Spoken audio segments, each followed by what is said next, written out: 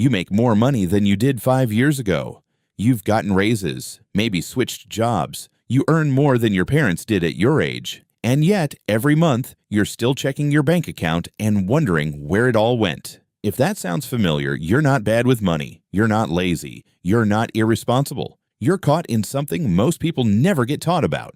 And by the end of this video, you'll know exactly what it is and how to stop it. Here's what we're going to cover today. First, why earning more money often makes the problem worse, not better. Second, the 3 specific spending patterns that drain most millennials without them noticing. And third, the one shift in how you think about money that breaks the cycle permanently. This isn't about cutting your coffee. This isn't a lecture about avocado toast. This is about understanding the actual mechanics of why your bank account doesn't grow, even when your income does, so you can finally do something about it. Let's get into it. In your 20s, you made $40,000 and lived on $38,000. Tight, but survivable. Now you make $70,000, and somehow you're still living paycheck to paycheck. That's not a coincidence. That's lifestyle creep. Every time your income goes up, your standard of living quietly adjusts to match it. Nicer apartment, better car,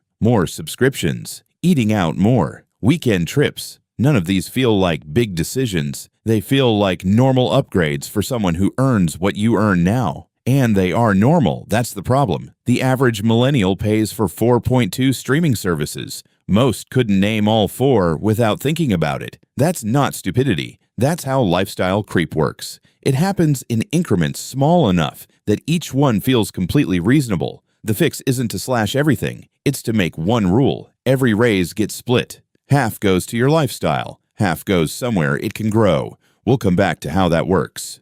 Pull out your last bank statement right now, or do it after this video. Add up every recurring charge, not just Netflix. Every subscription, membership, app, software, cloud storage, meal kit, or annual fee, gym you haven't been to, app you forgot existed. The average American spends $219 a month on subscriptions. Most people guess about $86 when asked. That gap, $133, is the subscription trap. These companies spend billions of dollars engineering products that are easy to sign up for and annoying to cancel. Free trials, annual billing, cancellation flows buried 4 menus deep. $219 a month is $2,628 a year. Invested at a 7% average return over 10 years, that's nearly $37,000. You're not broke because you spend too much. You're broke in part because dozens of small charges are running in the background of your financial life that you haven't looked at in months.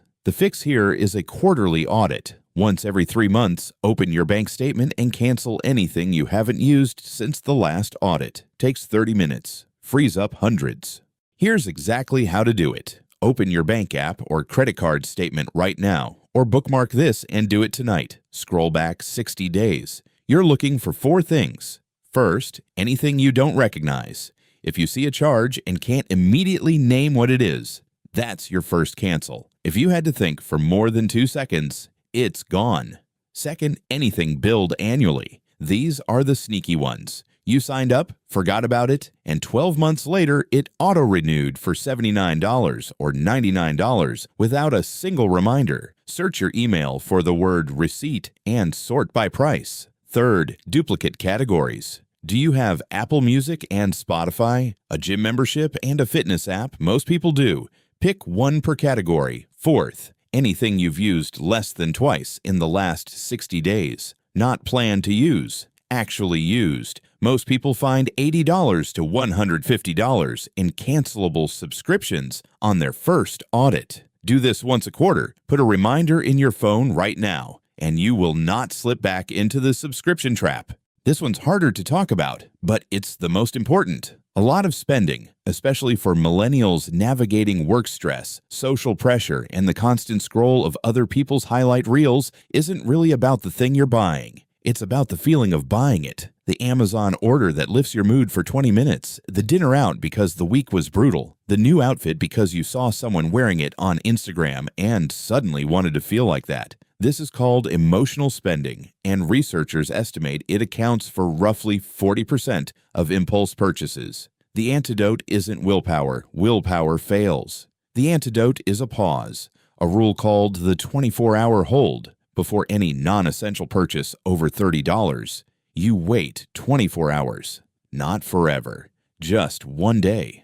Studies show this single habit reduces impulse purchases by up to 35% because most of the time you don't actually want the thing. You want relief from something else, and 24 hours is usually enough time to find that relief another way. Most people run their finances like this. Income comes in, bills get paid, life happens, and whatever's left at the end of the month goes to savings.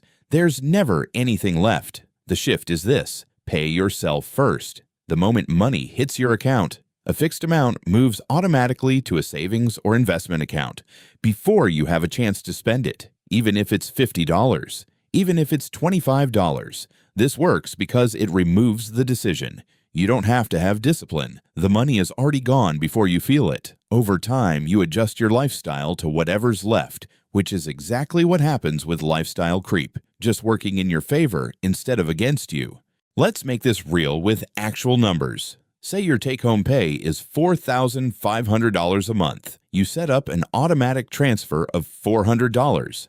That's less than 10% to a separate savings account the day after payday. Month 1, you barely notice. Month 3, you've stopped thinking about it. By month 12, you have $4,800 sitting in savings without ever having felt like you were saving. Now compare that to the old approach. Same income, no auto transfer, save whatever's left. Most months that's $0. Some months it's $50. By month 12, you have maybe $200 if you were lucky.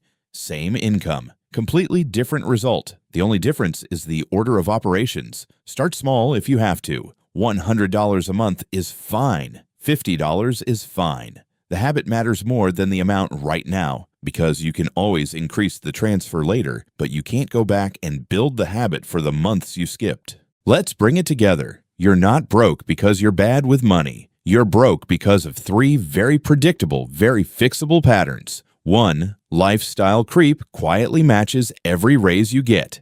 Fix it by splitting raises, half lifestyle, half savings. 2. Subscriptions drain hundreds per month without you noticing. Fix it with a quarterly 30-minute audit. 3. Emotional spending fills a feeling, not a need. Fix it with the 24-hour hold rule. And underneath all of it, flip the script. Pay yourself first. Automate it. Let everything else adjust. None of this requires a spreadsheet. None of this requires being a finance expert. It just requires knowing what's actually happening. If this was useful, please subscribe. I put out new videos on personal finance every week, all designed to be practical and not boring. And if you want to go deeper on one of these habits, watch our next video on how to budget. It covers exactly how to build your first real budget in under 20 minutes, even if you've tried and failed at budgeting before. See you there.